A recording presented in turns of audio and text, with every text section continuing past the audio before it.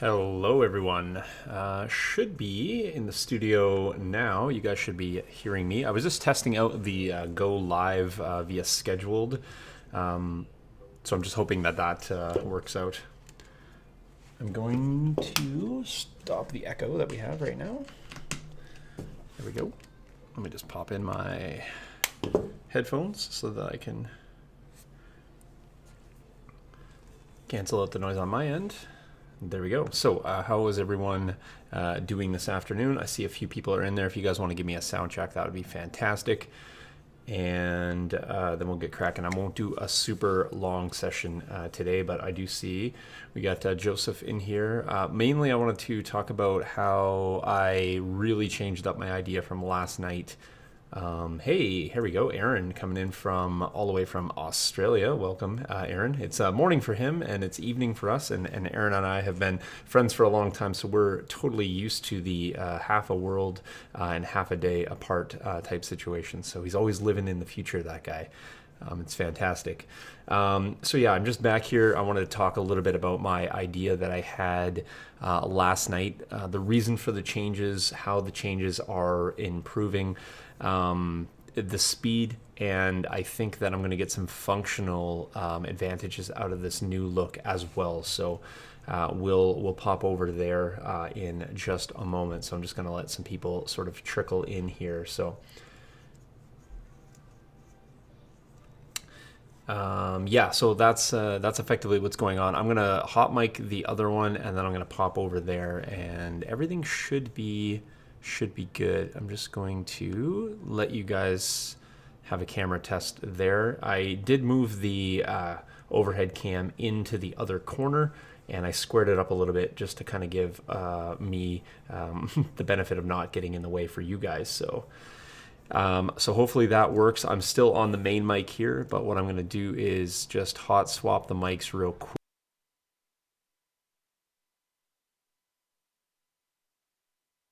And you guys should effectively be picking me up on the second mic. Let me know if that's not working for any reason. If it is, fantastic. Mark's back in the group here. So really appreciate you guys coming back day in and day out here. I think the crowd is steadily building here for these build videos. Hopefully the camera angle's good and you guys can see what it is I'm working on today. I also lowered the latency, so I'm just going to do a quick check for you guys. If you guys want to help me out, I'm going to say 1, 2, 3, and then if you can type as quick as you can when you hear 1, 2, 3, that'd be fantastic. I just want to do a check here. So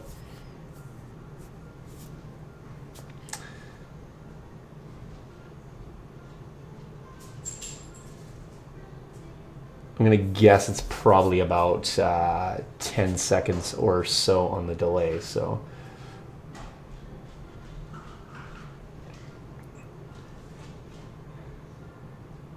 or maybe you guys didn't hear that at all. So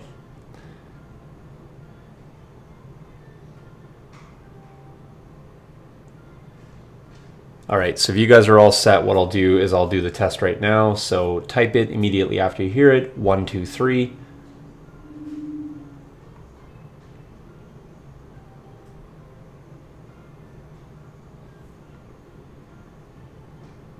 Perfect. Okay, seems to be about probably about 10 seconds. That's fantastic. I just want to know kind of what pace I need to go with for you guys. So, all right, so let's talk a little bit about the design change. So before I was using foam core, and I had foam core placed basically in this exact design shape.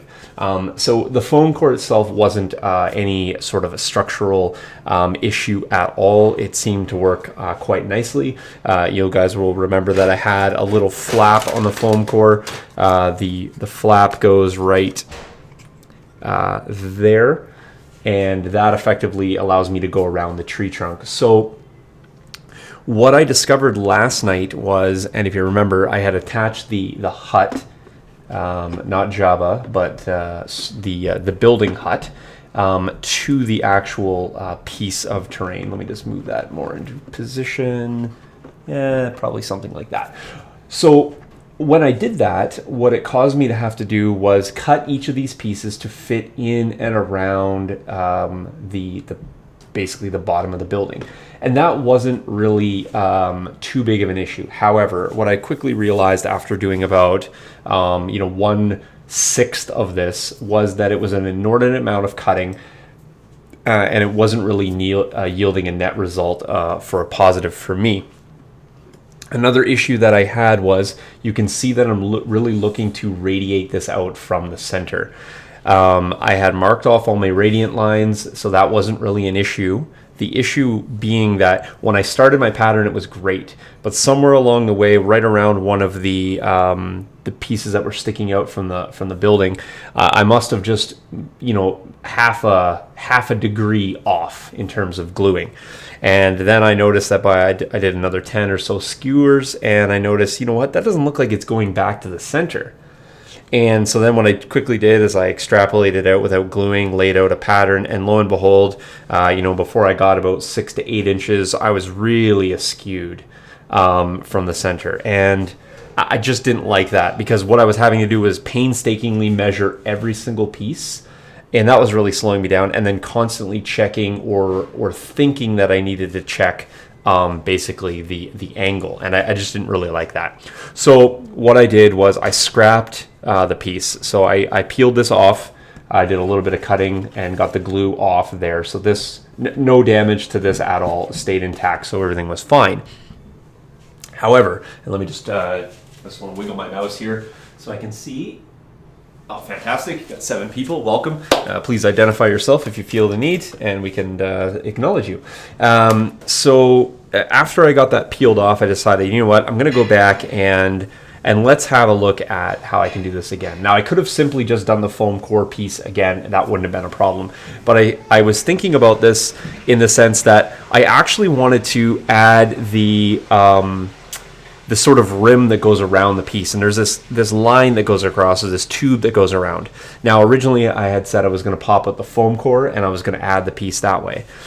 The only issue with the foam core that I saw was that between the layers, I was going to end up with a thickness that was artificial, and there was really no way of hiding that.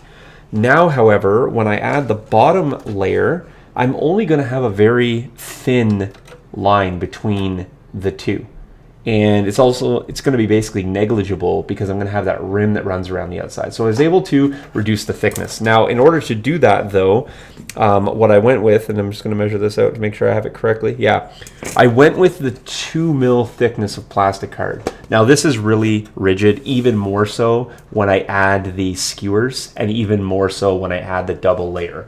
So this will be really structurally sound, and there's no flex. Currently, with the foam core, I was getting a little bit of flex with it, and so I thought there might be a little bit of an issue making sure that it was level. Probably, sorry folks, I just had a call coming in. With the foam core, I think it would have been strong enough when I added the second layer. However, I think it's even better. It's even better when I have the plastic card. It's just a little bit stronger. So that being said, I switched over to the plastic card, and then by doing so, what I decided was, hey, I could just simply reset.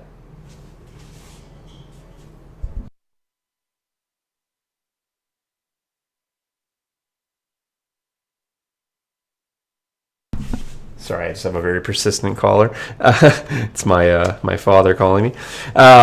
So what we have decided to do was, rather than glue it back on and do the exact same thing, because it doesn't really get me around the cutting or anything like that, I decided why not just leave it like this and do the platform as a normal piece, like I did the other platforms, like I did these ones here. And by doing so, I'm able to speed up infinitely the laying of the skewers, and you guys are going to see that. You're going to see how much quicker it is to lay, because effectively what I do is I just half. Everything becomes a half of distance. And so I started off by measuring my 90s, then I went in and did my 45s, and then after I did the 45s, I did 22 and a half, and then after 22 and a half, I didn't need to measure anymore. I could eyeball the rest. And so now I have basically this half here almost done. and I'm just going back and working my way through. I have to go in, and all of these pieces here, I do have to lay in one more in between all of them. It'll look like, you know, I ran out of skewers. Let me grab this. It'll look like that. And so the outside edge, remembering that the hut is going to cover a lot, will effectively take up, there'll be a little bit of gap, and we'll spray that. It'll be brown. It'll match into the rest of the color, and it'll be nice. On the bottom side, when we flip this over, we'll do the exact same thing. We'll then glue this onto the top, because I also discovered, hey, you know what? It's a heck of a lot easier not having to deal with this wobbly piece. So we'll go ahead and glue that onto the skewers. It probably will fit a little bit nicer, because what will end up happening is the glue will actually run down in the trough in between the skewers and create a little bit more surface area for bonding. And so that will be a super nice piece. Joseph pointing out that it'll be consistent with the other platforms. It absolutely would. Truthfully, Joseph, it would have looked identical anyway, because it would have just been functionally the same design on the outside. 95% of this is getting covered, as you can see. You know, probably not 95%, but you get my point that truthfully, it's the outside design that's going to be relevant here. Additionally, the other piece that I think is going to be super nice is, as I said, these pieces. So if you're wondering why I have these few that I've left sort of long, the reason being is the piece is going to run around the outside. Let me just grab one thing here.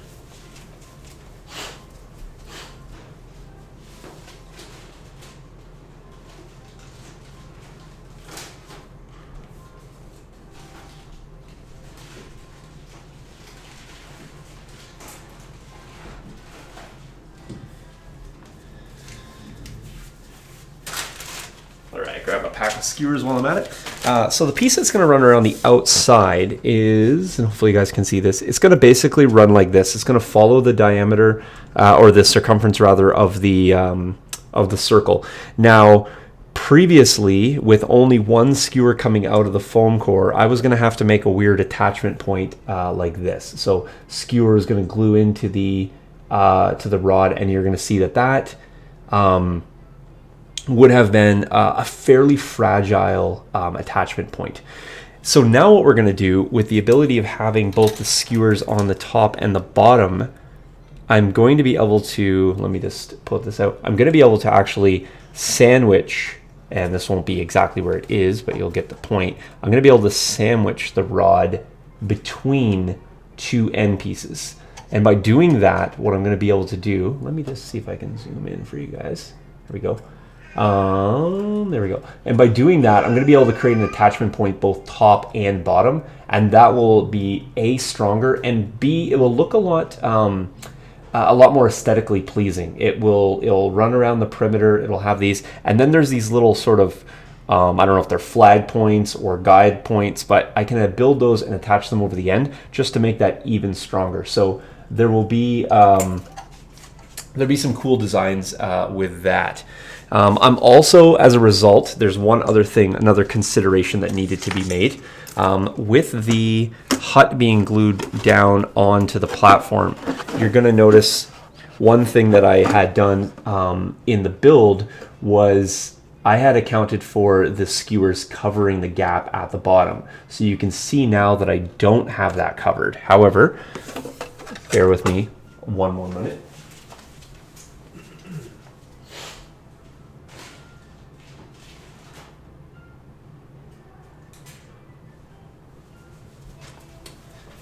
I have thought about doing this where, and I noticed on the design there is actually a piece that runs around the bottom. So I thought about creating a little bit of base strip. Now this isn't quite this one I'm going to use, but I will just place it on there so you guys can see. But we're going to do a little design along the bottom. So we're going to have these strips running along the bottom. That's actually going to account for the gap at the bottom, because we can adjust this up and down. It's going to create a little bit of a void in behind, which will be kind of neat and give us one more layer on the actual hut. So we're going to have a fairly unique design with that. I also got looking at the door last night, and it doesn't seem that there is actually a door on the design. So what I may end up doing is, obviously I'm going to create some pieces to go in the side just to make up that gap that's there. But I actually may leave most of this open. And what I thought about potentially doing was actually putting an image in here, one that would maybe be perhaps looking distantly through a door. So if I can maybe take some of the actual stock images and reduce them down, kind of looking like you're looking through and seeing a window on the other side of the opening. I'm not 100% sure if I'm going to do that yet. I may just design some doors. We'll get to that later, but it's not functionally important right now. Just wanted to give you an update on that. So basically for the rest of the video, I'm all up for answering your questions. I'm actually just going to systematically work through the application of the rest of these pieces, if that is okay for your liking. And I thought I'd just do that for, next 30 or so minutes, and I can take your questions or just hang out and you guys can generally let me know what's going on. So I had pre-cut some of these, so this is why these are not in. You'll also see too, rather than painstakingly going in and putting glue on every single stick, holding it down and trying to wiggle that, now that I have these nice halfway troughs, I basically just drop my glue bottle down, run it along there. I pre-cut all of these. I don't pre-cut them, I put them down and cut them individually, but I can cut a few at a time. I just go ahead and lay that in, and then that's all there is to it. So it's probably easily 5 times faster to do this method. So a little bit of extra pre-planning probably would have helped me out, but I had the idea. I guess really truthfully, the issue that I was having with the Radiant lended itself to creating this solution for efficiency. So kind of turning a negative into a positive there. So. And this translates much easier onto camera because I can functionally work a whole lot faster. Oops.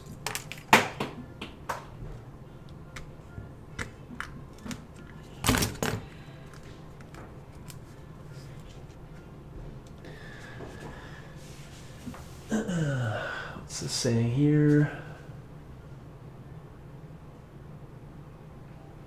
Yeah, that's fair. Yeah, that could be a guard of some kind. I noticed that, or I should say, I pointed out that I went and saw the question by Darkminer last night in terms of what he was referring to, and so just pointing out that in fact I did follow up on that. He was indicating that. Along the way, there was a kind of like I would call that a buttress, I guess, as opposed to I forget the term that was used last night. So he was pointing out that there's some of these buttresses here kind of have extensions coming off them, and so I was thinking about that last night, and I thought, hey, you know what? That would be kind of cool to actually add here on the blank panels. So if I were to maybe build out 1, 2, 3 on here, and then rotate that around and maybe build out another one on the 1, 2 and kind of give these a little bit of, keep them plain, but add the buttresses here. And then maybe I could actually continue that in and add them to either side of the door frame or something similar. So I kind of had that idea based on his question or suggestion from last night.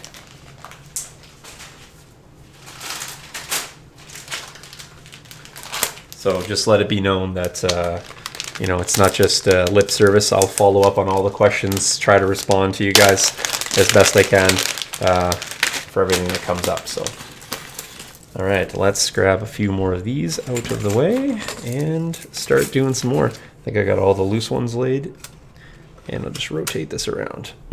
I'm actually going to just grab out my piece that's under here. And if you guys are wondering about this in terms of before I had the flap, and this time I don't, obviously I can't create the same flap that I could with a plastic card or with a foam core. This will just get glued in afterwards, and I've purposely left all of the pieces that need to be glued through here until after it goes into the tree. So I slide this over. I did a test fit last night. Then all I have to do is glue that to there, and then obviously the structural strength will come from both the top and the bottom skewers. So that should be pretty straightforward attachment. Just have that set over there for now. Okay, so hopefully you guys can, I'll maybe zoom in touch. There we go. And so effectively what I do is I jam the skewer in as far as I can, wedge it up, place it here at the bottom, hold it as close as I can to the center, take the clippers, go over the top, and give it a trim. There we go. I'll do a few of these, and then I can glue a few at the same time. If you're keeping track of the skewers, we are on to the second pack, so we've gone over 100 so far.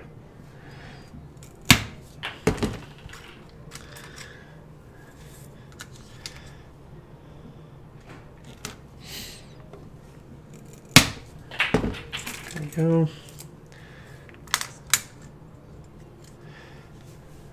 Just maintaining, I don't, the reason I trim these as I'm putting them on and not the other way around is I want to be very cognizant that I don't clip off my long ones that I have right now. I really want to leave those longer.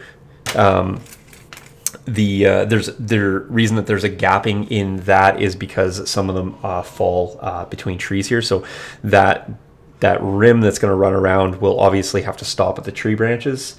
And so I'm less concerned about, this one right here is going to be the only one that maybe is relatively of concern, just because it's going to run from here to here. So what I may end up doing is on the actual tree itself, I may just poke a hole into the tree bark and use the ends to support that. And then I'll just end up putting the bark over top of that and securing it even more. So that'll be something that I can definitely do after I get this attached to the actual tree itself.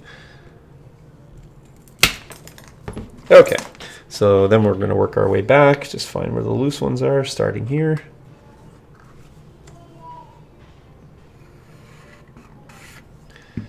Any questions, comments, keep them coming, of course. If you're just hanging out, listening to my musings, that's also cool. And the really nice thing is I'm able to kind of hold one, glue another, and because they're pre-cut, I don't have to worry about it too much. I just orient to make sure that the cut kind of is facing up and down. I can hold multiple at the same time. 3 is about the extent because I don't want to get too far ahead. And I have the nice, I don't have to fumble with a gauge. The gauge was totally a good idea, but it was only purposeful based on the previous design. It's completely unnecessary with this design here. So because of that, I don't have to worry about the gauge. So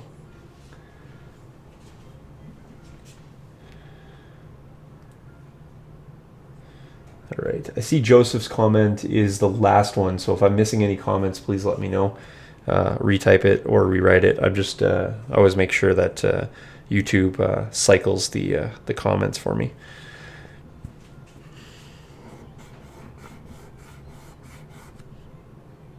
So everything looks fairly decent. I'm just going to give this a short spritz. There we go. Lock that stuff in even more.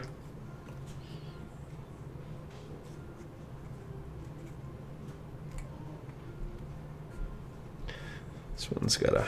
Some of the skewers have a little bit of a bow, so you got to make sure that you hold them flat. There we go. All right, next one. Okay, this is the next wiggly guy here.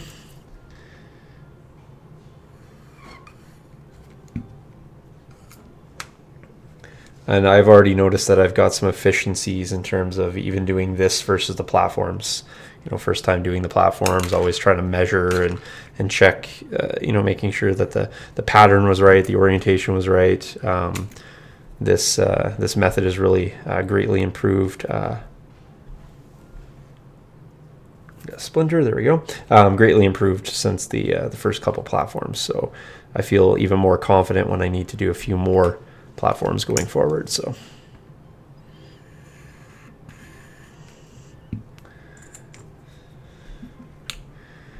there we go.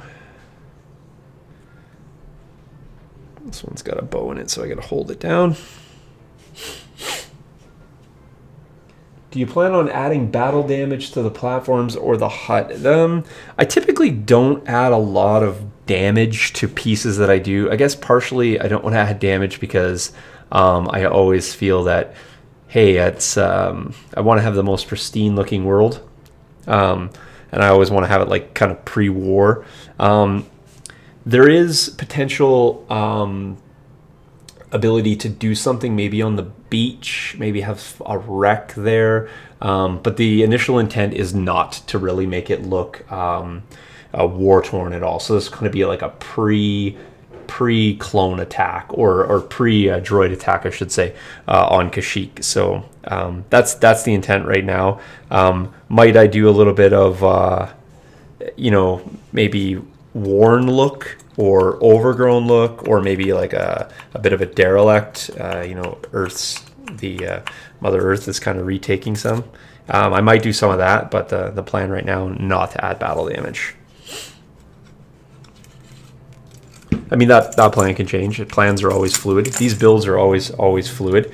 There's definitely an end design in mind, 100%. I know what I want it to look like. And so when I'm saying I know what I want it to look like, currently the vision does not have battle damage.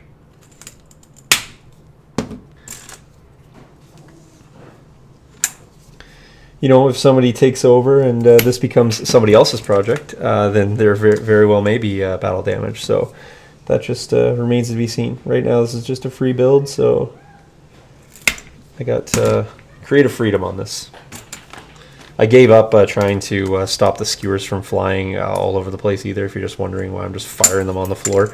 Some of these are fairly spring-loaded when they come off the clippers, and I just pick them all up after.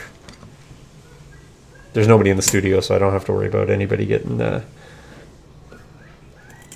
skewers, I guess, would be the appropriate verbiage.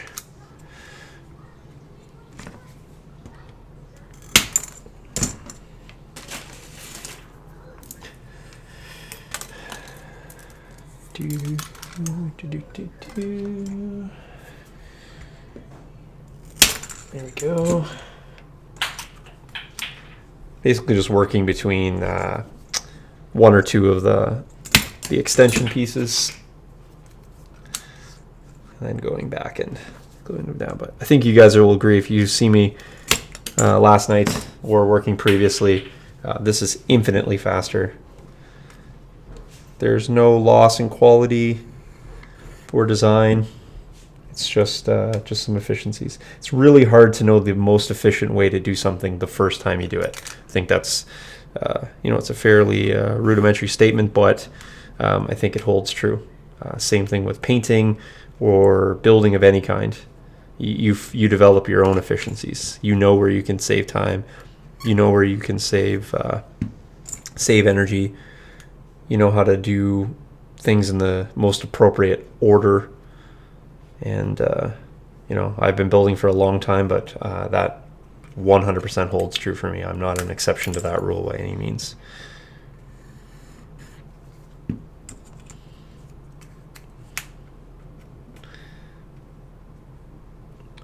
And I'll hold and pause. Holding 4 skewers here at once, so just trying to make sure I don't get too far ahead of myself. I guess it's really kind of shameful, all this nice, really tight, intricate work here on the inside that's just going to get covered with the hut. But that being said, this inside work is making the outside work infinitely easier, so I'm 100% fine to do that. But we're going to carry through this design, obviously, through... Just looking at this one here, we're going to carry through this design into all the platforms. So we have as many huts, I guess, as many platforms as we can make, given the skewer quantity that we have. So I think I have...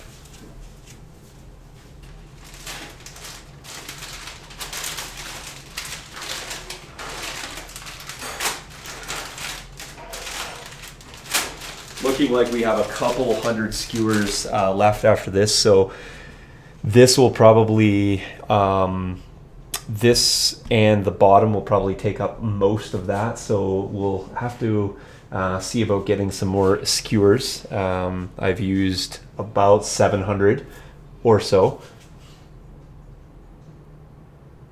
and that's kind of where we're at right now. So just bear with me, folks. 1 second. I just need to send a quick message. So entertain yourselves in the chat.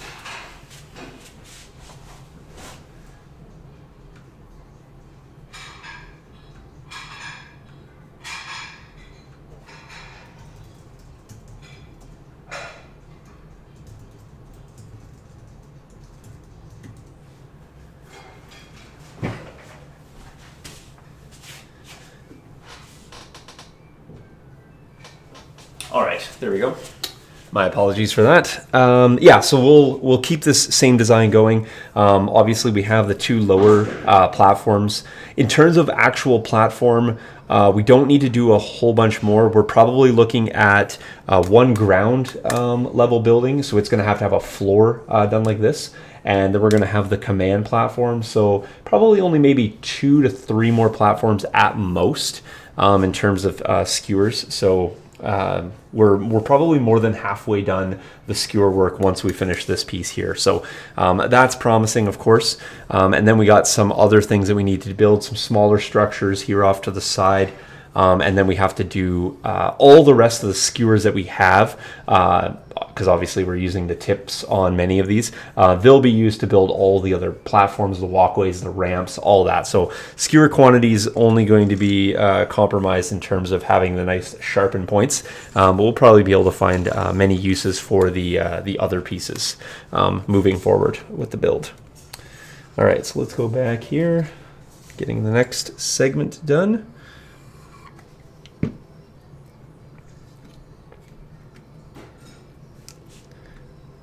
That.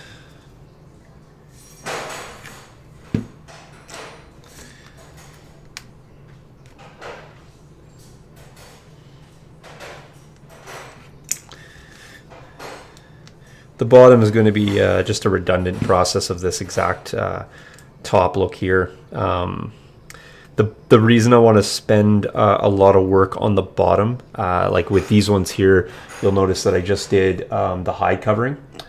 Well, they're a little bit different because they're a little bit lower to the ground. I could have done, a different design on them as well, but you're really not going to be able to see the bottom at all. You'll be able to see it on a side profile, so kind of like that. But with this one here, because it's going to be literally in the top of the tree, you're going to be, for the most part, you're going to be seeing the bottom, quite honestly, almost as much as you're going to see the top.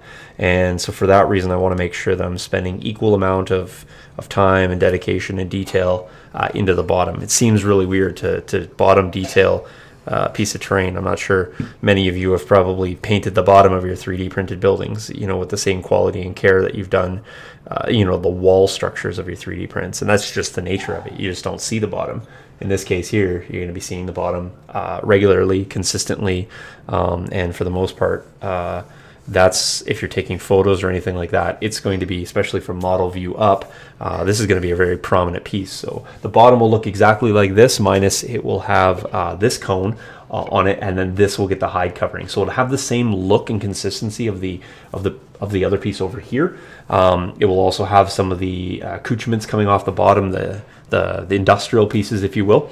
But it will really look nice when it's incorporated in, and you'll have a lot of the skewer design here protruding from the bottom out, so radiating from the bottom out. So I'm excited to see what that's gonna look like from, like I said, model perspective looking up. So, all right, well, let's carry on here with a few more skewers.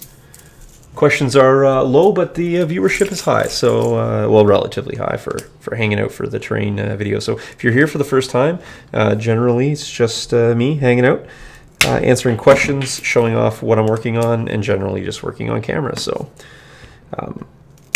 the build is progressing. It's had a lot done in the last couple days, although sometimes it doesn't feel like it because a lot of the work is the same. But it's kind of like getting stages of work done, right? When you move past, it's like, okay, all the skewer work's done, all the structural pieces are built. And we have quite a few structures built.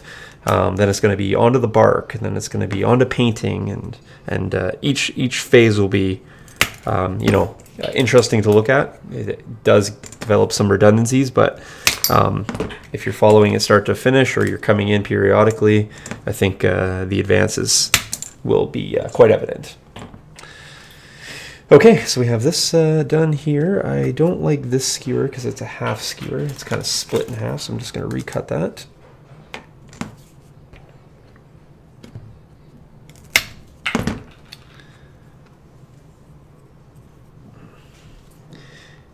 And obviously, any questions, comments, fire them below. If you're first time, let us know. It's always great to see people stopping in for the first time. If you've not seen any of my work before, if you're a Star Wars Legion player, you can find a lot of it on the FFG site. You can see it on my YouTube channel, which you're at right now. So if you haven't subscribed or hit the notification button, that's something you can do. All my videos are ad free, so you won't have any ads, or they should be. I have not monetized my channel, nor will I. I dislike ads tremendously, and so I will never put a viewer through that. But it just helps you out to know when I'm going live. So that's a kind of a new thing. I haven't typically used YouTube Live, but I wanted to swap over for Legion Academy purposes, so I will do it for the TheTerrainStudio as well. You can find me on Facebook. That's primarily where I communicate. And you can check out the Patreon. So all this is Patreon content that would otherwise be behind a paywall, but all this month everything is free for everyone. And that's just my attempt to help you guys out with you got to be stuck at home, I got to be stuck at home. Let's just be stuck at home together, chatting and looking at some stuff that's not coronavirus news, because if you turn on the television, that's what you see. So just got to flex. This one's got a little bit of a bow in it, so just got to hold that down. Let's see here. Aaron's coming in. Are you getting more work done than usual? Yeah, for sure. So so Aaron, right now my school is shut down and has been for the week, so we basically took an educational pause. So we've been doing nothing school related.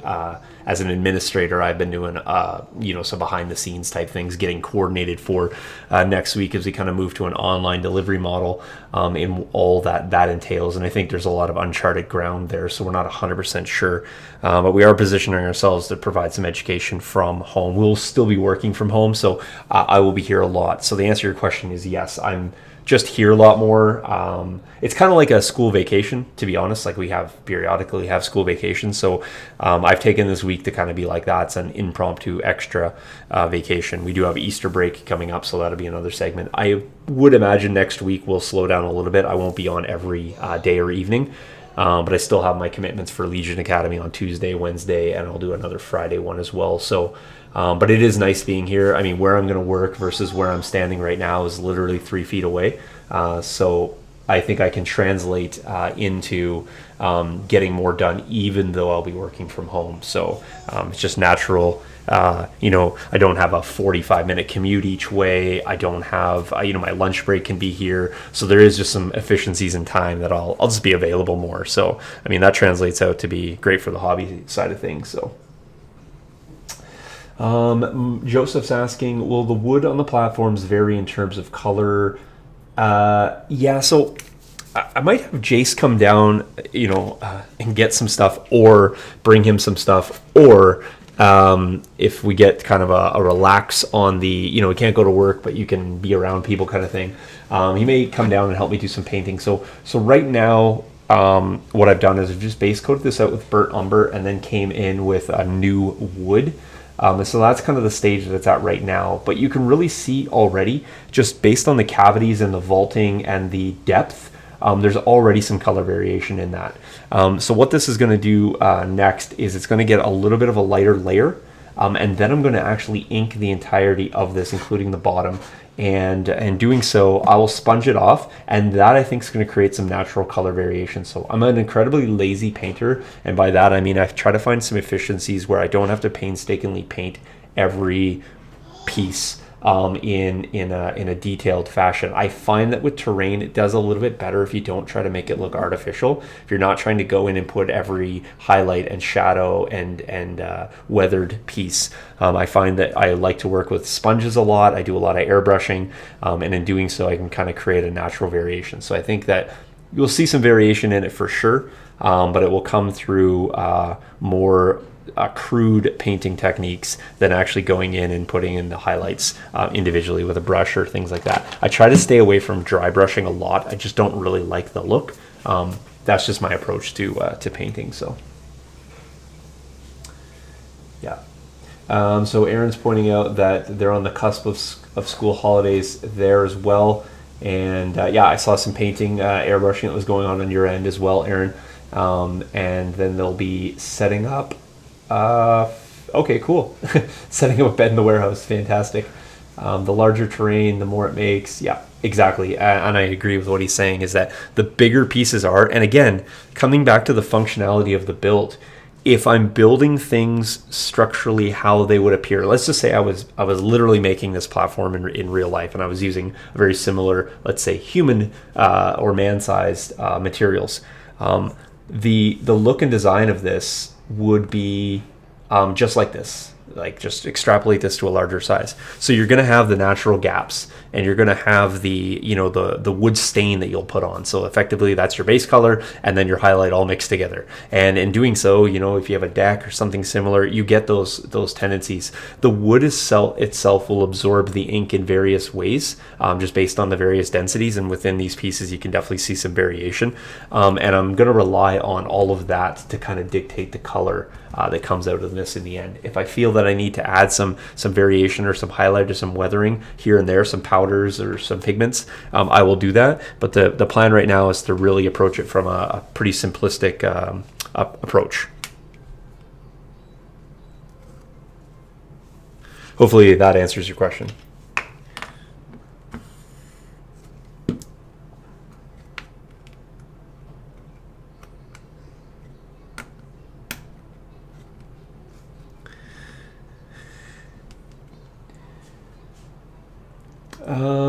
Dark Miner's asking, do you have any suggestions for what terrain to make first when starting out? Yep, I sure do. Make a hill. Make a hill, and the reason being is a hill is going to allow you to do a lot of things on one piece. So maybe people will suggest that basing is a good place to start. I don't suggest that basing is a great place to start, and I'll first say why I think it's a negative example of a great place to start. Typically, you're working with something that's very small, and so you're trying to jam in a lot of variation into a small space. With a hill, you have a relatively nice place to start in terms of size. It'll allow you to work a little bit with contouring.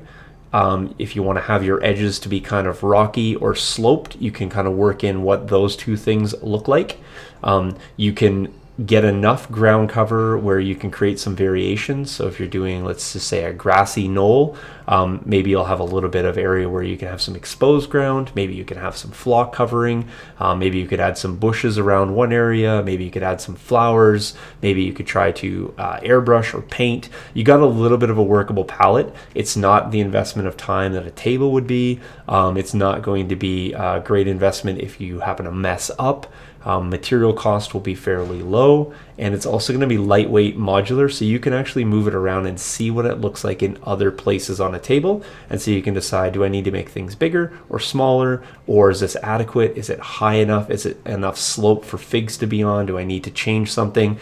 So a hill is the absolute best place to start, in my opinion, for making something. I wouldn't start with a building.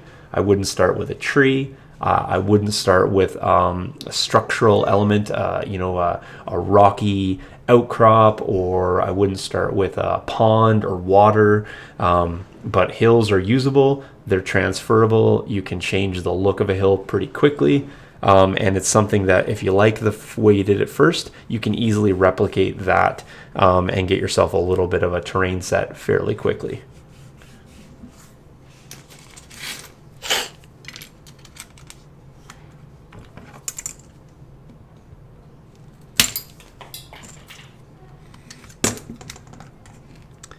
that out of the way.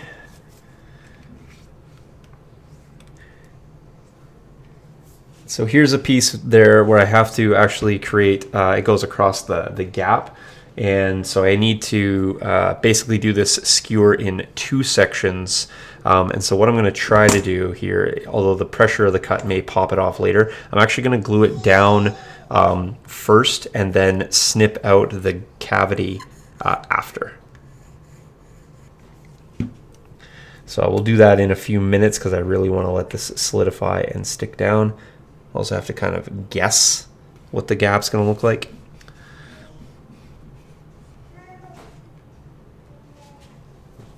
This will be a place here where I can just grab not a fresh skewer. I can just grab one of my scrap pieces. I'm going to just extrapolate what it looks like over the gap. And in this case here, I will actually trim this one, at least on one end. And then I'll glue that down. The reason I'm not cutting both ends is because I want to have the length of the skewer so I can kind of maintain this same angle, and I want to have a reference to go back and connect to that one. Hopefully that answered your question, Dark Miner. If you still have something additional to ask, please do so. And let me just caveat my response with that's my opinion about that. Other people may feel there's an easier starting point. But I would just suggest that's a good place to start.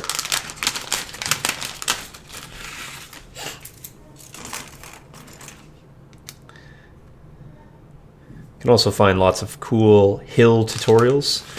There is people who have done stuff like that.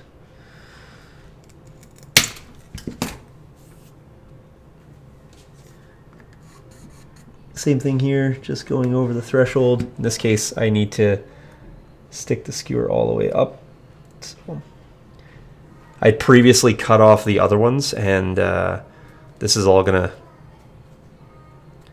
stick into the tree. It's gonna be a little bit of a challenge to come in and cut these pieces, but I think I can do it one at a time coming from the edge. So we'll cross that bridge when we get there.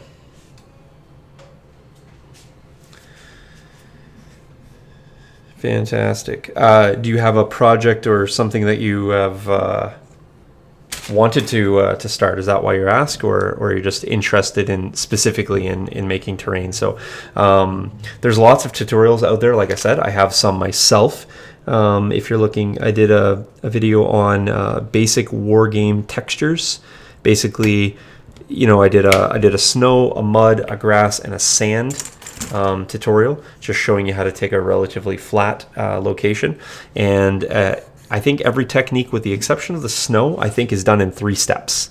So 1, 2, 3, you got yourself a wargaming surface, and the snow is just one additional step, and that's only because you typically have to make. I prefer to make my own formulation of snow, and that's truthfully the only thing that you need to do extra. So that's something that you may want to try out. So I need to just check here. I don't want to go too far into making these pieces. Again, I'm just avoiding any of the extra sections here. So I'm going to jam these ones in here. Now it looks like this is kind of finished. This is finished in the sense that I don't actually physically have space to put any more down here. So although these are the density is a little bit thicker up here, that's only because we're working further up the line. So if you're looking at that thinking, hey, you're doing the next row already, I almost am ready for the next round of stuff.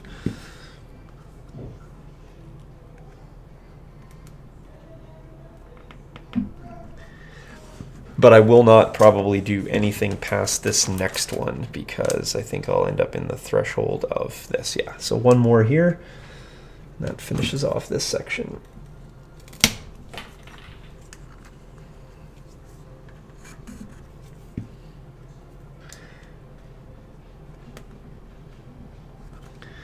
There we go.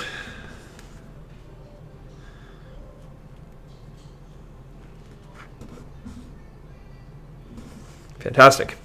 Really, really smooth too. So there's nothing bumped up here.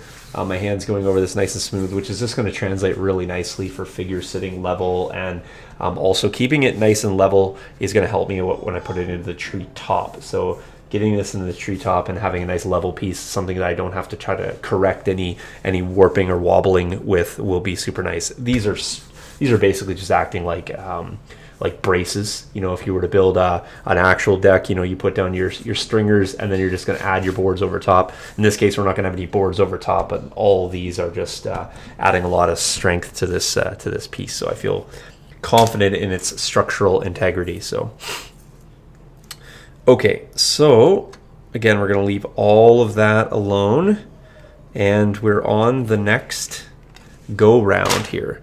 So the next one is a little bit different in the sense that I can individually cut the pieces, and which is fine. I can definitely do that. I had the inclination where, depending on, I guess, how far in the pieces are going to go, I was thinking I could cut them 2 at a time, but I think just in the interest, so some of these are going to be a little bit tight. Like this one, I can't get any farther up, and so when I go to put this on,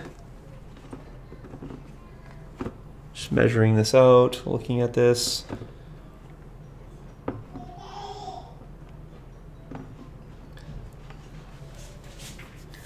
again, this is going to have to find its way into the center. This piece ends up being really, really close to the edge. I'm just trying to see if I can if that'll be very visible. That one doesn't go all the way up, so it is kind of visible. I'm just wondering if I want to split a skewer a little bit. I might split that one a little bit, and I don't think I'll have too many that'll be like that, but there is going to be the occasional one that, based on the thickness of the you know what, I'm just going to roll with it. It's fine. I'll paint it, and if I end up needing to fix that gap, I can. It's fine. All right, so back to doing these individually. I again want to make sure that I don't cut off my long stringers here. Yeah, so Brian's coming in. Chaucer, yes, I did, Brian. So I explained, if you go back to the start of the video, I'll just give you a quick recap. What I discovered last night was, after I got about 1/6 of the way through, I was having to measure the angle, just like eyeballing the angle to the center so often, and even if I was like half a degree off, I found that when I extrapolated out, even though I had the radiant lines, there was still enough margin of error that it started to go kind of wonky. So I pulled it off. I went to a plastic card basis instead, and I basically did all of this in almost the time it took me to do 1/5 of the pieces last night. This is just allowing me to work a lot quicker. I don't have to measure anything because I just half the distance every single time. It ends up being the same aesthetic look. It's going to translate to be a little bit better when I do the bottom versus the foam core, and structurally it's going to be a little bit stronger as well. So Dark Miner said he's considering making a board for Christophsis. Okay, fair enough. Heard people, a lot of people saying they would like to try that. Some experience, exactly. And yeah, I would. Here's the thing, and maybe Brian can chime in a little bit. I think what happens a lot of times is people really have an idea that they want to execute, and not necessarily, and I don't want to suggest this in the negative, that you don't necessarily have the knowledge, but I think that perhaps when you get building something, you don't necessarily realize the extent to which the work is going to be, or you have an idea and then you simply don't know the appropriate product, or you don't know the reaction that something's going to have with something else, and so because of that, you can get a little bit deterred or turned off. I need to cut this one here because it's too close to my stringer. And then what happens is you get a frustration, and then you get perhaps a little bit gun shy in terms of wanting to do some terrain work, and that's definitely not something that I want to encourage for people. So being realistic with your first build or your first attempt at something is truly something that everyone should make make a conscious effort to ensure that they're not trying something beyond their skill set for that moment. Like, you will develop skills, it's like anything, but just be careful not to discourage yourself. Like, I can't play any musical instruments, but if I sit down for the first time to do a guitar lesson and I don't sound like, whoever's amazing, let's say Eric Clapton, then suddenly I'm discouraged and I'm never going to pick up another guitar again. Well, that's not what we're looking to do here. So I think being realistic with yourself is even more important.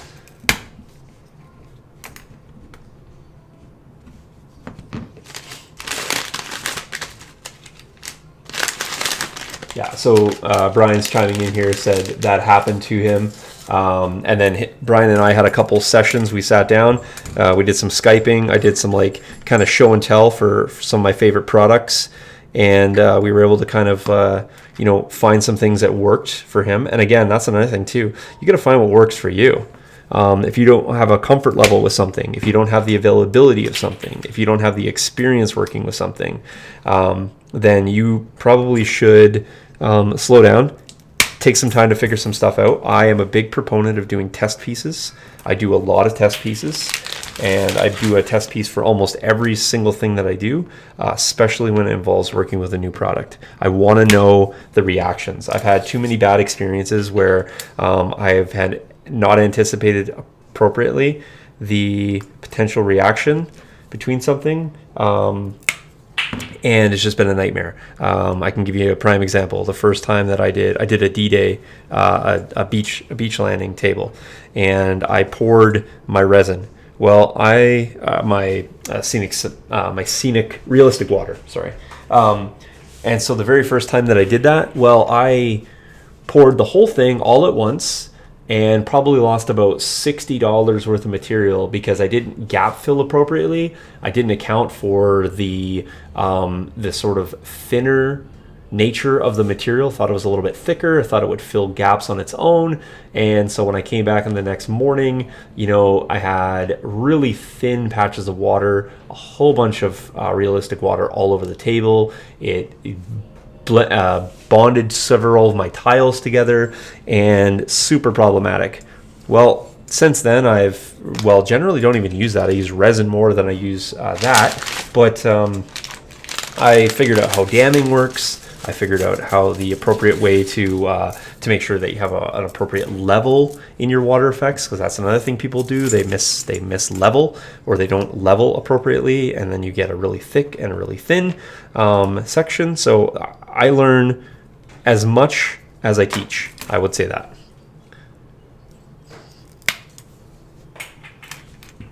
And I think that it's kind of a cool place to be able to teach people. I mean, it's what I do for a living, but it's a cool place to be in your journey of terrain making. But I am definitely not above and not past learning and continuing to learn.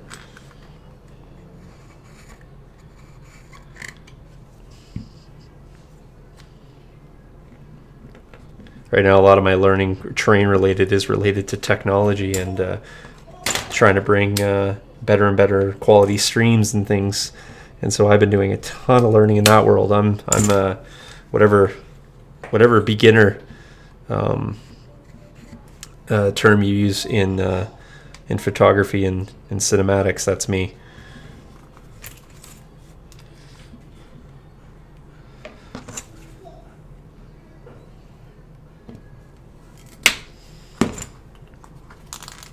So you can just see how much quicker this process is, and there's no measuring, there's no gauge, there's no cutting around a buttress or anything like that, just non-existent.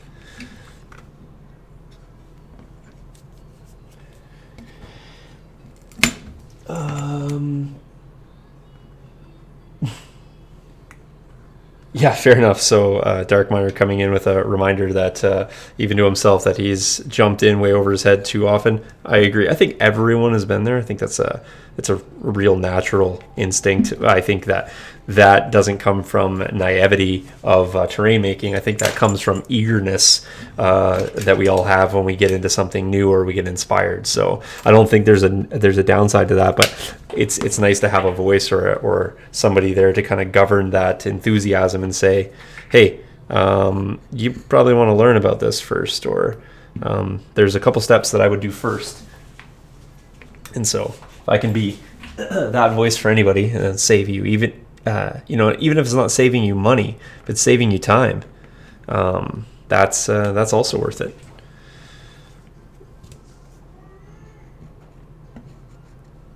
The saying, there's got to be an easier way. There typically is in terrain making. So you just got to find the people who have kind of been there before you and pick their brain.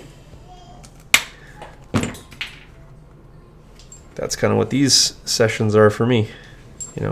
It's the ability to share and respond to questions. Let me just rotate that around and then maybe zoom in. So there you go. That's going to be the finished look. And so you can see it's pretty tight. There's going to be gaps, of course, but that'll all be covered with our color, our natural color that we're going to use. It's going to be positioned something like, not 100% sure where center is, but something like that. And so that's kind of the look we're going for. And then we'll add our rim in around here. And that is just a giant hairy arm. There you go. So that's going to come in around there as featured on the image that I showed you. And then we're going to put our stripping here, and that's going to take care of our, not really an appropriate way to do that, but that's going to take care of our bottom and hide our gap that we no longer can. And so that's going to be that piece. And then obviously color is going to be a drastic difference on this. I cannot wait to show you guys even the basic rudimentary color. So I think that we've gone a fairly solid distance here in the last couple days. And so I have a lot more work to do there. I said I was only going to go about an hour, so what I'm going to do is just do one more section between here, and then I have to go take care of some parental duties that I think involve bathing.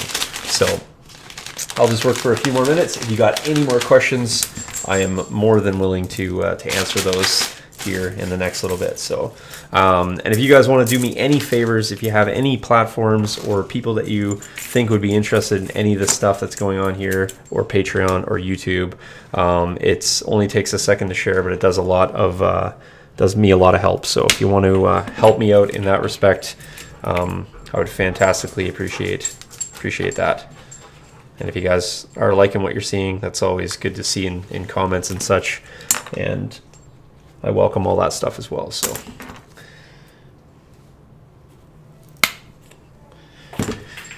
and I have a dog here, of course, who all like to be stars. So my wife has suggested that I bring my baby on as an apprentice. I'm not sure her efficiency of gluing is quite there yet. So, I mean, I think maybe a few years away yet. So, and words maybe might help.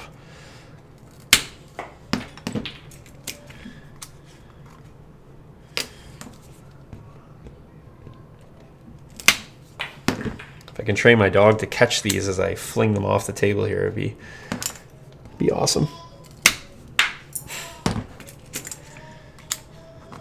Made a little game of it to see how far I can fire these things. So far I got about 12 feet coming off there, so.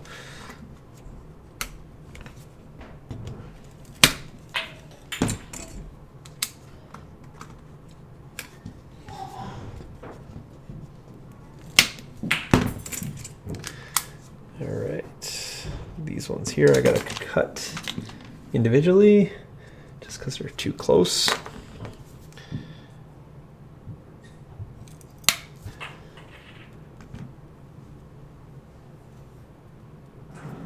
So what is, let me catch up here on chat. Is the bottom strip going to be cut into sections between the uprights? I think maybe, Aaron, you're referring to this piece here. And the answer is no. I'm actually going to have it as a little bit of a gap, and I was looking at the original design. It almost looks like there's something kind of around the bottom, so I thought maybe, and I might use a stiffer one, maybe something that's a little bit thicker. I thought perhaps that might be kind of cool if I didn't actually cut it to go in between. I'll see how I can get it to wrap around, but the idea is right now to not have it go beneath, and just to have a little bit of extra depth building up on the building itself. So kind of giving that shadowed look, and I think that panel between the bottom rung and what I'm holding right now, I think will be a little bit more of a shadowed texture or color if I have this actually out at this depth. So that's a very good point. So what he's asking is if one continuous piece potentially will start curving upwards, and that is accurate. Now there's two things to go with that. Is one continuous piece, and I wanted to see what kind of run I could get between the sections before it curved too much up. Now sitting down right here, there will be differences in the gap, so I may have to cut it to go in between. If I do that though, I'll use a thicker one, and I'll still create a little bit of depth at the bottom. But you're 100% accurate. I've already accounted for that. I just want to see if I can get a if I can get a run of about 3 panels before I get too much curvature. I think that'll work. If I can get a run of 2 panels, fine. If I can't get it to run over 2 panels without curving upward, then it will end up being basically recessed into the panel itself. So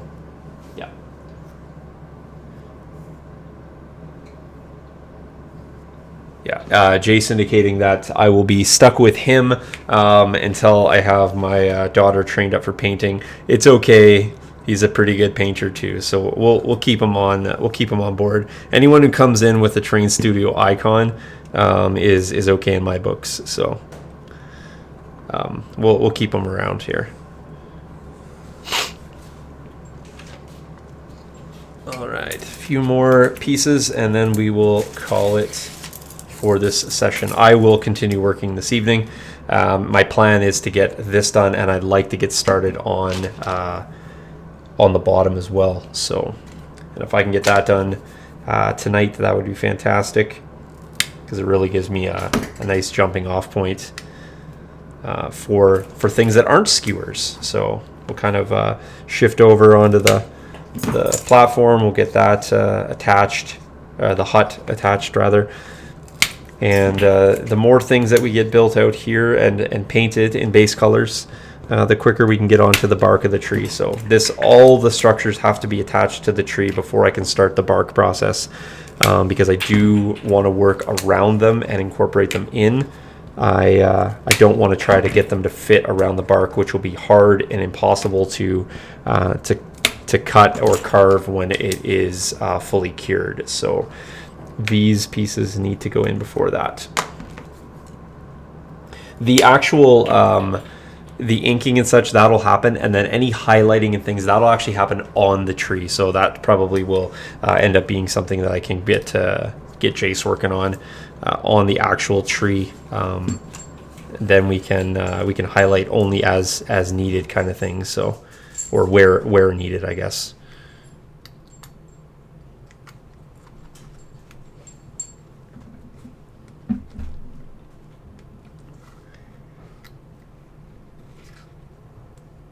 Pop these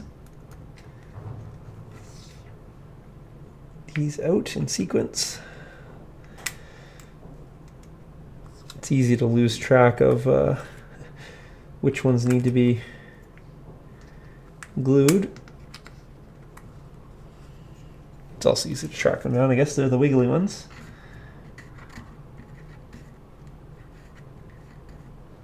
So this is some efficiencies right here that I definitely didn't have before. I would have had to put my gauge on, hold it, measure, do the next one. Really glad I found that issue. Would have been nice beforehand. I didn't get too far in last night before I realized that this was taking too long.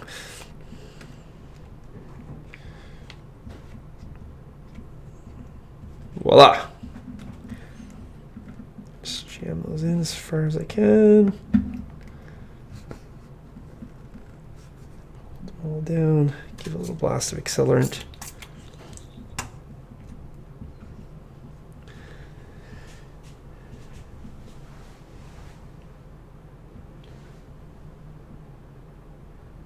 Did you consider adding a spiral staircase around the tree trunk? Oh, Joseph is a cruel, cruel man.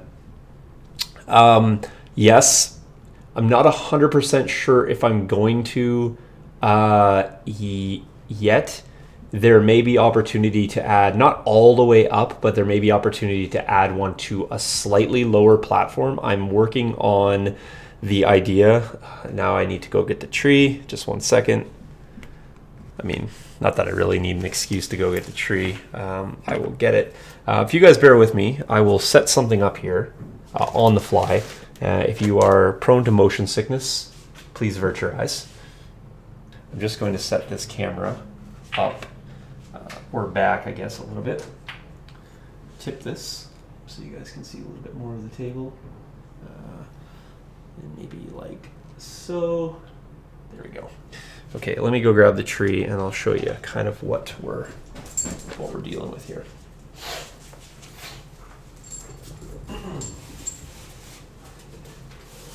And if you haven't seen the tree and you're just tuning in for the first time, well, fantastic. All right, so the tree, sorry, I'm hitting the microphone, so it's probably loud on your end. Back this up. There we go.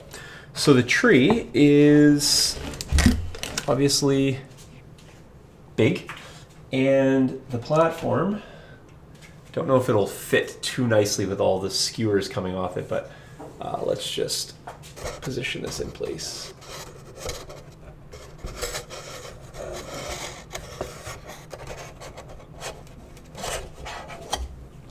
It'll fit roughly, just the one particular skewer is going to be in the way, but let's grab the hut, and the hut should help us balance this out a little bit. We'll just offset the hut so it stays flat. So there we go. If we are to, let me just see if this loses connectivity for you guys. That does. All right, just bear with me, folks. I'm going to, I'm still here, just FYI. I'm just changing the camera angle slightly so that this works for you guys.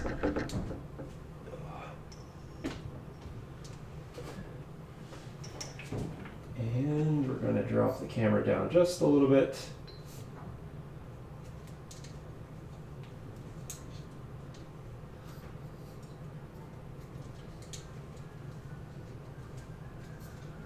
I'm not hanging any flower pots from the tree, so no craziness here. All right, if I could just get this to cooperate a little bit more, we'll get you guys a better angle here. This is all Joseph's fault, FYI. So I had fully planned not to do this, but I get easily convinced. So, all right, let's just see if we can get this to reconnect for you guys. I'm over here, by the way, so I'll turn this other microphone on temporarily.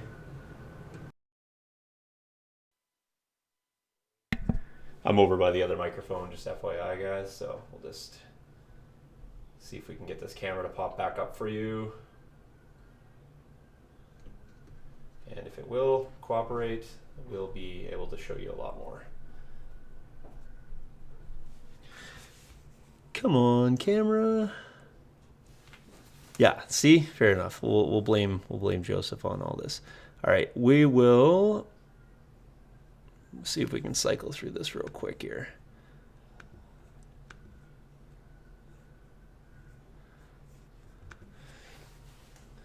Oh, we got one other option for this.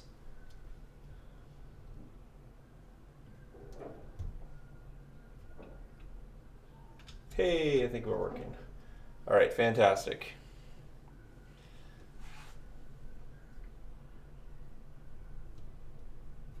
And if you guys are seeing all that, then we're doing an okay job.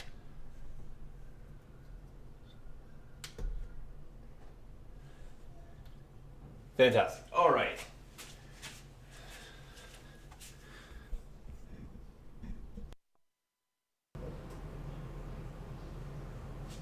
So you guys should be able to hear me now and see me here. So we are going to have a look at, fantastic, we didn't lose too many people. All right, so we're gonna have a look at the design in terms of what Joseph's suggesting. So he's asking about a spiral staircase. Now, this is gonna set down a little bit lower than it is right now. It's gonna sit about one ring lower. This piece is gonna come off and it's gonna set about there. Obviously the hut will be skewed over just a little bit. The two other platforms, as you guys have seen, one goes here and one goes here. Now, the prospect of connecting a staircase all the way up to that, I think, is a bit too much, to be quite honest. I think it won't, I don't think it'll look super awesome, to be perfectly honest. The other structure that we have, and I'll grab this to show,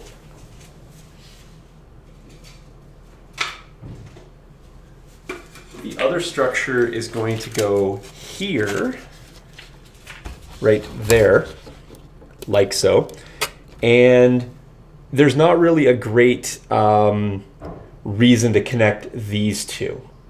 So that's not going to be a really aesthetically pleasing piece either. So the platforms are going to be here. And then, so if you think about this, this is the interactivity that's going to happen at the bottom. That's truthfully what those platforms are for. This is an entirely aesthetic piece that's just off to the side to give the tree a little bit more profile. The top of the tree is going to have its own sort of narrative in the design. And here's kind of my vision for this. Now I just need to rotate this a little bit without, take this off for a second and rotate this around. I thought I was gonna get away with having one stream where I didn't have to grab this tree. Turns out, no. Let me just readjust that. And of course I'm just joking, we're not blaming Joseph for anything. If anything, he's giving you guys some more things to look at. So that's going to go there. The platform is going to go here. There's going to be another one, as I said, that command platform that I envision going around that tree. Now, what I had thought about doing was off of here, I thought about putting a smaller tree branch kind of coming out this way. And off that smaller tree branch, I plan to doing a little disc almost kind of floating out over this direction. And it's going to be almost vertical above the actual discs here. The reason being is off the front of the tree, I have one piece coming off there. Here I have the platforms, the large platforms over here, the command decks over here, and I wanted to do kind of like something about like here. And the reason I thought about here was I could actually do a staircase coming down from the platform to where my hands are. Let me just use this as a visual, and it won't be this large. But if one platform was kind of sitting here, then what I could do is have a connection to the command platform. I could have a connection to the treetop hut, and that would give some actual flow here. So coming down to here, up to here, fully around this section. And in doing so, I would have the ability to almost have its own little game happening up here. Or if each player said, you know what, I'm going to deploy a squad Every player has the option to, let's say, hey, I can deploy a squad up here knowing that there's no way for my squad to actually get down. So if I can win the treetop battle, then I can kind of keep the command of the overwatch kind of going on here. If I get in a little melee up here, fine. Maybe I just want to put a sniper. It's great, but if I put a unit, it's susceptible to getting killed by that. I want to have some sort of narrative happening at the top. And so for that reason, it's not a spiral staircase as much as it is just multi-level access. And that's kind of what I envisioned for the top portion. So 3 platforms up here, lots going on. 1 structure here, 2 platforms right here, and then maybe some small little ones that are basically just nothing but aesthetics. But that's kind of the envision for the tree. So 1, 2, 3, 4, 5, 6 structures coming off the tree itself. So yeah. Fair enough. Dark Miner pointing out that he's not the only one, or happy he's not the only one derailing. Okay, let me just be very clear, and I always say it. I really do encourage you guys to ask me the questions to, in a way, derail. I want it to be as pleasing to you on stream. I can do all the work that I want to by myself, and there's only so many skewers that you can see me glue. But I think what happens with those questions is you get really a glimpse into what it is that I'm doing from a plan perspective. And I just noticed that there's a few of these either that I missed when I was gluing, or maybe I just didn't finish that. I think I just didn't finish. I think I just skipped these entirely.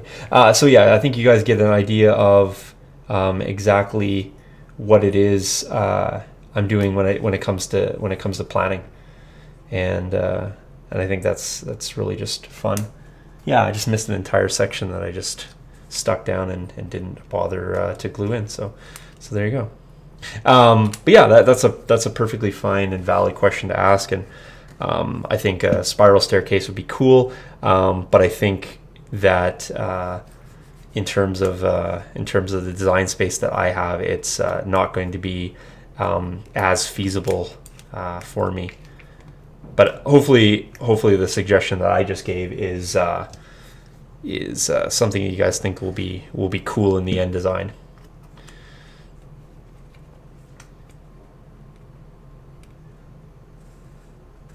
Yeah, and so that's exactly correct, Joseph. It is a multi-tiered design, and I understand that the game right now doesn't really have a lot of mechanics for that.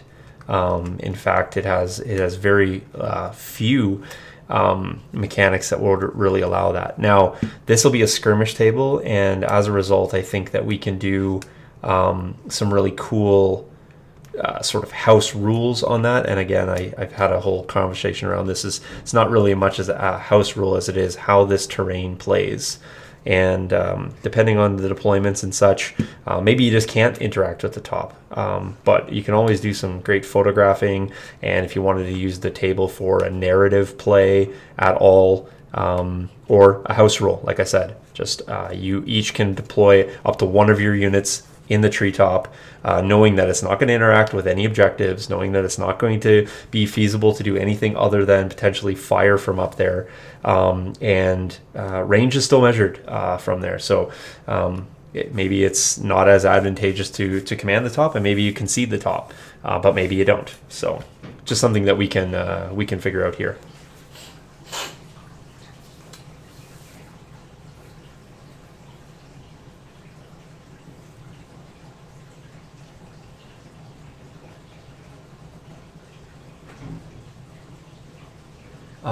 Just reading here. So Aaron's saying perhaps a recap of the build each stream for those that don't come in, everyone, or newcomers. Absolutely. So far, Aaron, that's kind of been how it is. There's really no tabletop for this particular build at this point. It's going to be basically this surface. So I've been kind of physically working on the size that it's going to be to give people the visual spatial representation of what that's actually going to look like. But the actual build, you've 100% seen everything that's so far happening. 2 of these platforms are done. The hut's done. We're working on this. The tree's done, everything else at this point hasn't been done. So I did pick up the beach sand today, so that's here. The only downside is I need to go get another table topper and a little bit more foam. I did see the hardware store is open, so I'm able to get that. I've just been purposely trying to avoid kind of going places just in the interest of practicing good social distancing behavior. But yeah, I think recapping, it's been almost every single time, and I do like the questions. So, but maybe at the end of each stream, it'd be like, okay, and here's what we kind of have, and this is where we're at. I think once we get things more solidified to a tabletop, effectively, the design is going to become a little bit more intuitive. Right now, we have this ginormous tree that does not translate well to the camera. It's huge. So, for scale purposes, here's my tree that I often hug. So. What did Dark Miner say? The more I see, the cooler this. Okay, that's 100% what we're going for here. So he's saying that the more you get to see, the more it is. So this is very disinteresting to a lot of people at this point, seeing a little bit of cut foam, a little bit of skewer work. So I think that the momentum builds up substantially as the build becomes more and more, let's say, imaginative and becomes a little bit more realistic to what it's going to look like in the end result. So let's not forget that only a few short days ago, you guys seen me start with a dog food dish. So this is a really fancy dog food dish, and it actually, in theory, could still be used. So it'd be kind of cool, a Star Wars-esque Wookiee-themed dog food dish. We're not going to use it as that. We're going to use it as a Wookiee hut. But I think I agree. If 3 or 4 days ago you saw me working on a dog food dish, it'd be very difficult to translate that into what it's actually going to look like in the end result. But there it is. It's a dog food dish.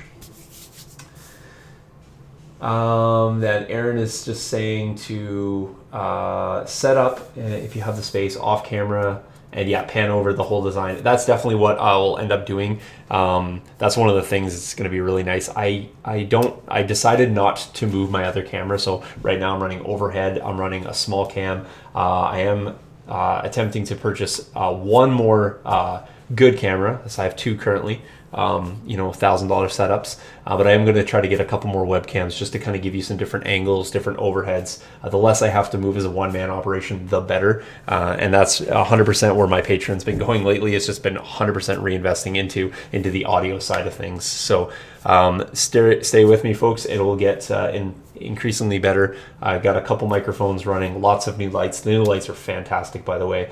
They do really light up the space. So hopefully the visual aspect is looking a little bit better. So, yeah, fair enough.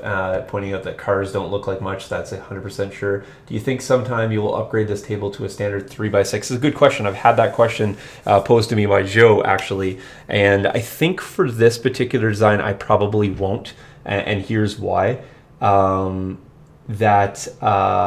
I don't, the table design and how I started really functioned from a 3x3 design. And so I think to extrapolate this particular design, I don't think that I'd feel I did it justice.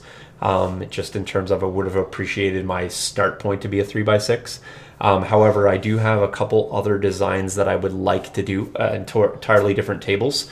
Joe has got me on track for a couple other things. So I think what will happen though, as soon as I finish this, I will actually do a 3x6 build for the Patreon channel as well. I'm going to put up a little poll around what people would like to see. I have a few options, and the next build will be a 3x6, provided that I don't have another commission. Of course, as I said, I don't really build a lot of one-off stuff for my own design, but if I do have an opportunity, the next one will be 6x3 for sure. Yeah, terrain making, it's doing all right. Like I said, I did a lot of work for FFG, and I really did a big investment. I've invested lots of my own sort of hobby funds into this, so I kind of bought a little less terrain making stuff and a lot more photo stuff, but we're also using it for the podcast, so it's dual purpose. But truthfully, in order to get myself out there, I needed to kind of invest in something that was going to be a little bit more visually appealing, and that's kind of where I've come with that, Aaron, in the last little bit. So Yeah. Okay. Fantastic. Chaucer's chiming in with some options for me for some cameras. So that's fantastic as well. I do appreciate the support for sure. Yeah, the space is really cool. The Death Star, that was kind of a build just for me. I wanted to I should pan around. This I can pan around. I wanted to make something. Let me mic up here and turn this guy off. I wanted to mic up, or I wanted to mock up something that was going to be a little bit more visually appealing than weird backdrop. So it starts there. It runs over here.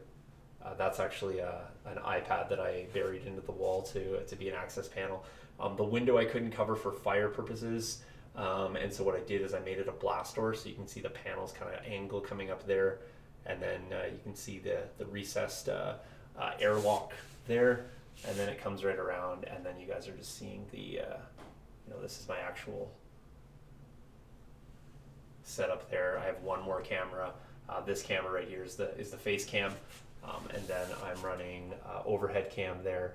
These lights are really kind of cool. They actually have 6-foot extensions, and that's actually on a swivel, so I can swivel it back and put a full 6x3 in that space for you guys to be able to see full builds. So all that's coming. There's a few more items that I'm looking to put on my wish list, so that's again, reinvestment of funds for sure. So all right, let me close off by jumping back on Facecam here, and I will say goodbye to you guys. I have a dog coming over to say hello, so greatly appreciate you guys all hanging out today. Chat was fantastically more. I've seen a steady improvement in these, and I realize these aren't really our standard podcast content, but hopefully you guys have enjoyed it nonetheless, my musings and going on about things. And bear with me as I swap cameras here periodically when Joseph derails the chat. So that's happening. Yeah, fair enough. So I did mention a crashed Star Destroyer. That is definitely going to be on my list. That will be a 3x3 for sure. So I don't know if that'll 100% be the next one, although the patrons typically dictate some of that stuff. And you were also talking about a commission. So if you are looking for a Star Destroyer, I would be more than happy to build that out. It'd be a pretty time-consuming build, but I think the interior of a crashed Star Destroyer in whatever biome would be fairly fantastic. So there's lots of fun builds to be done. Star Wars is a wonderful universe to work in. There's a lot of biomes, tons of cool things to see and do in there for sure. So Jace has got a thinking face, and perhaps he's just thinking, man, it'll be a lot of paint work for me. It would be a pretty fantastic build to do. So, okay, guys, I need to jump off here because I have to go do some, as I said, some parental duties. I do once again appreciate all you guys hanging out. I will schedule another stream. I have one scheduled for Friday because I have podcast Tuesday and Wednesday. If I happen to sneak something in beforehand, I will put up a piece. But if nothing else, hopefully you guys can rejoin me on Friday. Should have quite a bit of work done by then. In the meantime, check out all the current content that's up in all the spaces that I had previously mentioned, and I will catch you guys in the next video. Thanks for watching. Cheers.